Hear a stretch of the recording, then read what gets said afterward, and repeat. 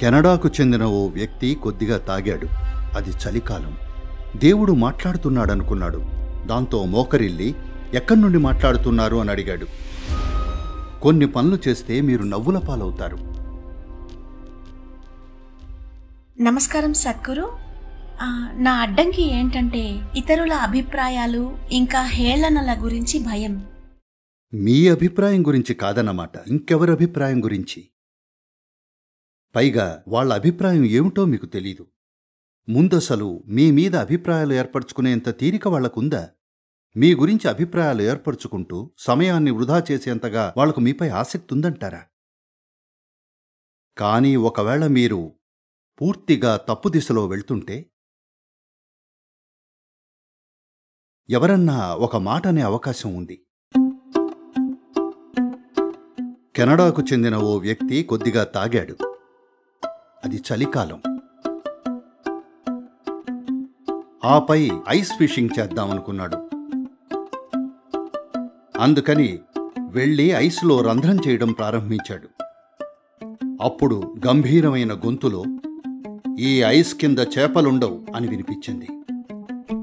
అతను ఆశ్చర్యపోయాడు. దేవుడు మాట్లాడుతున్నాడనుకున్నాడు. కాని ఎంతసేపటికి ఎవరూ కనిపించకపోవడంతో బహుశా మందువల్లేమో అనుకున్నాడు. సరే, రంధ్రం చేయడం కొనసాగించాడు. మళ్లీ గంభీరమైన గొంతులో, "ఈ ఐస్ కింద చేపలుండవు" అని వినిపించింది.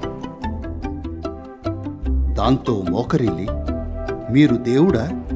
మాట్లాడుతుంది దేవుడేనా? ఎక్కడి నుండి మాట్లాడుతున్నారు?" అన్నాడు. అప్పుడు జవాబు, "నేను ఐస్ రింక్ మేనేజర్ని" అని వచ్చింది.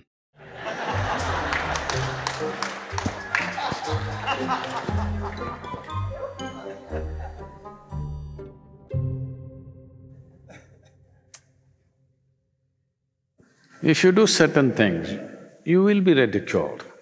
కొన్ని పనులు చేస్తే మీరు నవ్వుల పాలవుతారు. అయితే చాలా మటుకు ఎవరికీ అంత తీరిక లేదు. మీ గురించి ఆలోచించడానికి, అభిప్రాయాలు చేయడానికి, మిమ్మల్ని ఎగతాళి చేయడానికి వాళ్ళకంత తీరిక లేదు. వాళ్ల పనుల్లో వాళ్ళు బిజీగా ఉంటారు. ఒక్క నిమిషం దొరికిందంటే ఇలా. అసలు మిమ్మల్ని ఎక్కడ చూస్తున్నారు? కనీసం మీ వంక చూడను కూడా చూడడం లేదు ఈ రోజుల్లో.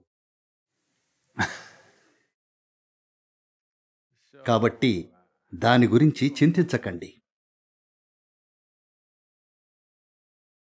మీరు కొంచెం అవివేకంగా కనబడి ఒకవేళ నవ్వితే మీరు కనీసం మరొకరి సంతోషానికి కారణం అవ్వడం అనేది మంచి విషయమే కదా.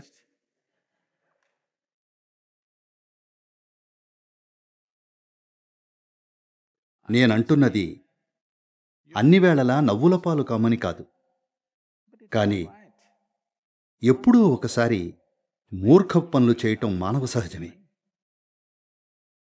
అవునా? మీరెప్పుడూ పూర్తిగా కరెక్టే. ఇది కొద్దిగా సమస్య. దానర్థం మీరు కరెక్ట్ అని కాదు. దానర్థం మీకు కొద్దిగా మతి తప్పిందని. అవును, నేనెప్పుడూ కరెక్టే అంటే మీరు కరెక్ట్గా ఉంటున్నారని కాదు. మీకు కొద్దిగా మతి తప్పిందని, చూడలేకపోతున్నారంతే. ఇలాంటప్పుడే మీరు నవ్వుల పాలవుతారు. నవ్వుల పాలవటం మీకు పర్లేదు అంటే అప్పుడు మిమ్మల్ని ఎంతో ఇష్టపడతారు. చాలామందికి మీపై ప్రేమ కలుగుతుంది మీ అవివేకాన్ని చూసి. నిజంగా వారికి మీరు ముద్దుగా అనిపిస్తారు.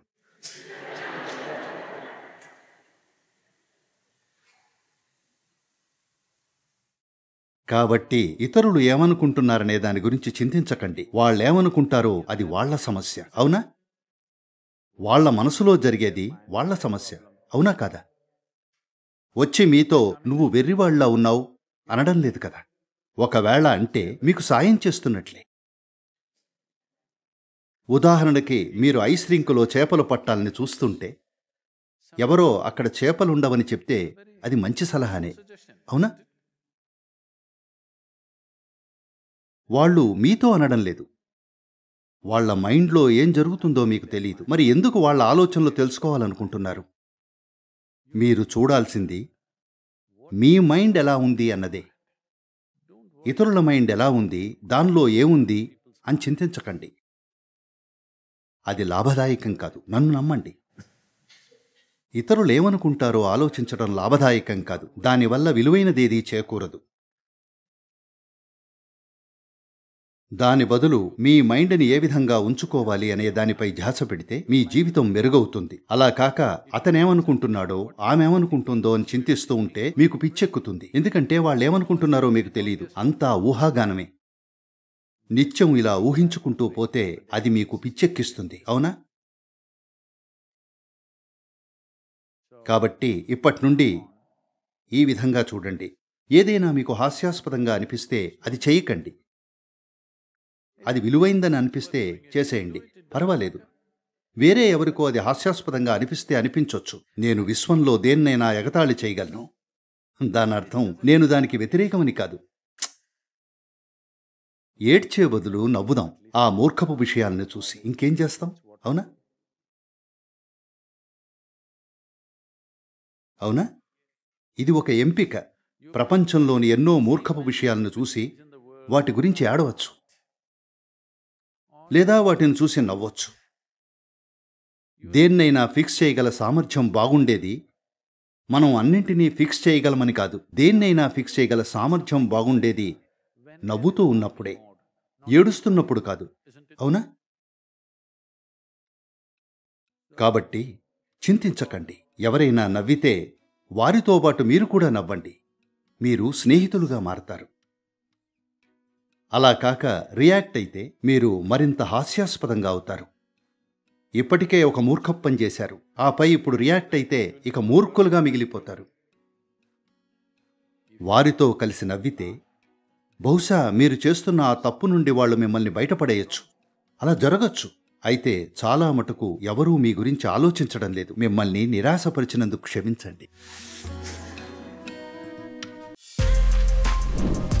For more videos like this, subscribe Big TV channel.